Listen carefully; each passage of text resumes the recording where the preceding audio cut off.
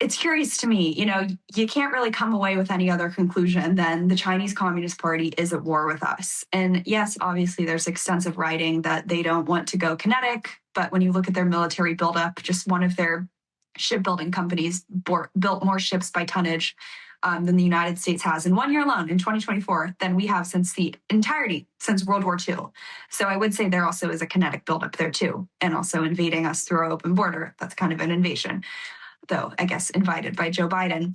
But I don't understand how, our elites, even within the MAGA world, cannot come to the conclusion that the Chinese Communist Party is a severe existential threat that needs to be treated as such.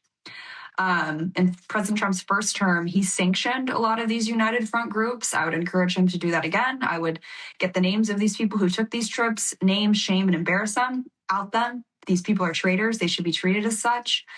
And, the statistic that I always think about, and it's quite funny, is, I believe the numbers, there was Gallup polling a few years ago about what percent of people view the Chinese Communist Party or view China as a friend favorably. Joe Biden, of course, famously wrote the New York Times op-ed, "China's rise isn't our demise." And in the same vein, when I think about that polling, the small, I think it was 92%, so the small 8% cohort of people who think China's rise is good, when Joe Biden says China's rise isn't, quote, our demise, the question is, who are you talking about?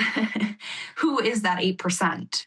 And what we are exposing here and what we've just exposed, I thank you for taking the time to listen to me, is that 8%, is the people who are not just invested metaphorically or ideologically, like the Communist Party USA, but are quite literally financially invested in the rise of China, right? We haven't even gotten into Wall Street and all the big corporations and that whole game of access and corporate espionage and just lust for market greed and access. But it's a serious problem, and this stuff needs to be taken seriously. And the Chinese Communist Party has carte blanche to run these operations in the United States.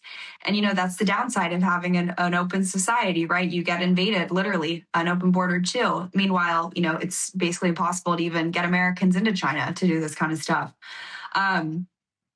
I really thank you guys for taking the time to listen to me, all my ramblings. This is what I have dedicated my life to. It's important reporting, but you see why the Chinese Communist Party has both created a system that allows it to basically run roughshod over what should be the founder-intended checks and balances. Congress, the executive branch, the media, maybe not that one, but they've essentially co-opted, right? All those various aspects of society that make it really hard to out this cancerous evil.